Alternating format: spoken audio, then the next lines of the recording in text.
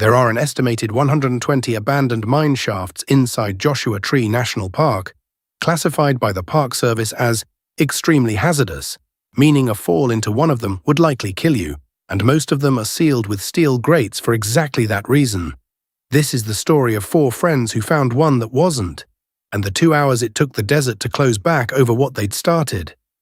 Tyler Voss had been coming to Joshua Tree since he was 19, first with his older cousin, later on his own, building up over 6 years the kind of casual local knowledge that made him the person his friend group automatically deferred to whenever a trip out here got planned.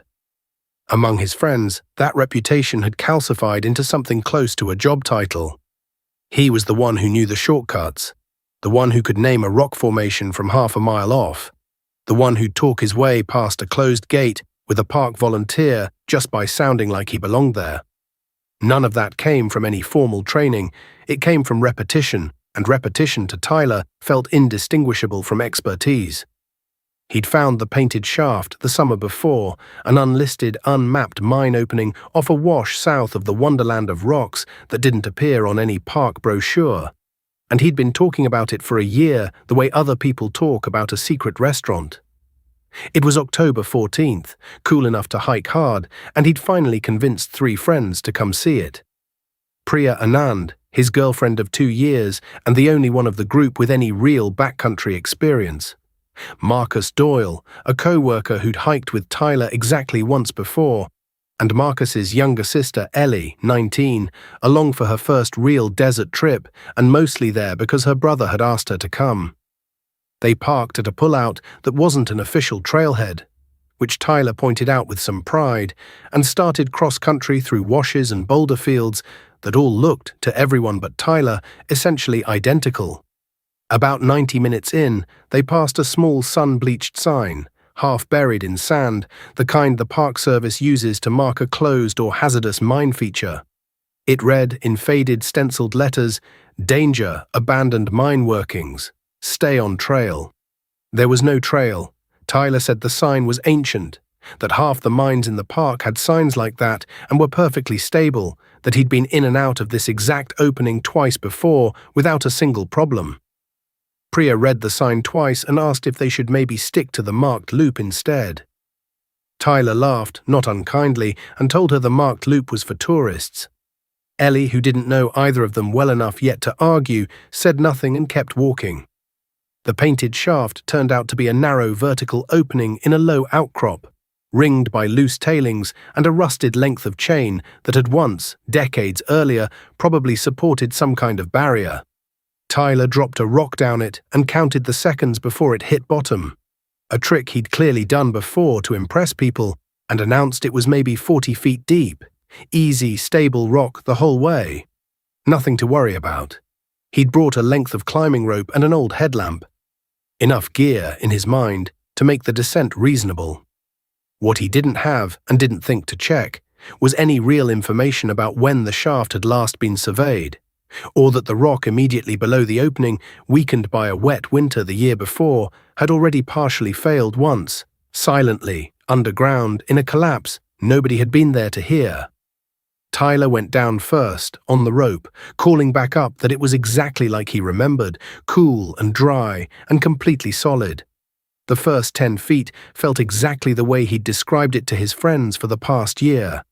Smooth rock walls, a narrow shaft of daylight from above, the pleasant, slightly theatrical thrill of doing something most visitors never got to see.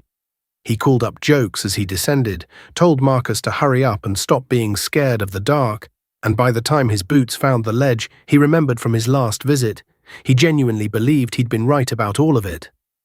Marcus went next, more out of not wanting to be the one who backed out in front of his sister than any real desire to be underground. That left Priya and Ellie at the surface, holding the ropes slack, neither of them saying out loud that they'd rather not go down at all.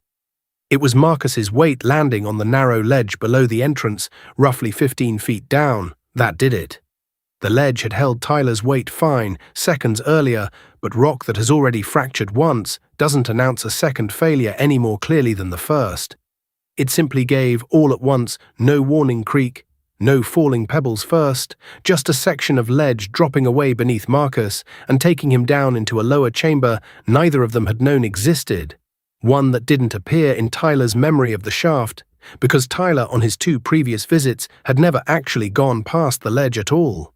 The dust took a full minute to clear enough for Tyler to see anything. When it did, his headlamp found Marcus roughly 20 feet further down than he should have been, motionless, one leg bent in a way legs don't bend, in a chamber with walls that continued to shed small trickles of rock every few seconds, a mine clearing its throat before it decided what to do next. Above ground, Priya and Ellie heard the collapse as a single flat crack, followed by silence, followed by Tyler's voice, no longer sounding anything like the person who'd been laughing about tourist trails an hour earlier. There was no cell signal at the painted shaft and hadn't been anywhere on the hike in. Priya made the decision Tyler hadn't planned for. She told Ellie to stay at the surface, keep the rope anchored, and not come down under any circumstances, and then she started running back the way they'd come, alone, through terrain that had looked entirely unremarkable on the way in, and now looked, in her panic, like an endless repetition of the same rock and the same creosote bush, wash after wash refusing to resolve into anything she recognized. It took her 50 minutes to reach a trail she was certain of, another 20 to reach a ranger patrolling near Barker Dam, and by the time a search and rescue team with a technical rope crew reached the painted shaft, close to 3 hours had passed since the ledge gave way. Ellie was still there, alone at the surface, having spent the entire time calling down into the dark and getting, for the last hour of it, no response from either voice she'd been calling to. Rescuers found Tyler alive, badly dehydrated and in shock, having spent those 3 hours trying to keep pressure on injuries he had no training to treat, in a chamber that continued, intermittently, to drop small showers of loose rock around both of them the entire time. Marcus was recovered from the lower chamber. He had been killed instantly, or close enough to it, when the ledge gave way, the same fall that broke his leg having done considerably more damage where no one could see it in the dark. The park's mine safety program has closed roughly a third of the most hazardous shafts in Joshua Tree since it began, working through a list of thousands of documented openings across more than 1,200 square miles, at a pace that, by the program's own estimate, means some sites won't be reached for years, if ever. The painted shaft was not on that list. It wasn't on any list. It existed the way most of the danger in that park exists, unmapped, unmarked in any way that means anything, known only through word of mouth passed from one person who thought he understood it to the next person who trusted him. Priya Anand still hikes, according to people who know her, but never off-trail and never without telling 3 separate people exactly where she'll be. Ellie Doyle has not been back to the park since, and somewhere south of the Wonderland of Rocks, the painted shaft is still there, technically speaking, exactly where Tyler said it would be. Its entrance a little wider now than it used to be, the desert having quietly finished the job that started the moment 4 friends decided a sun-bleached warning sign was written for someone else.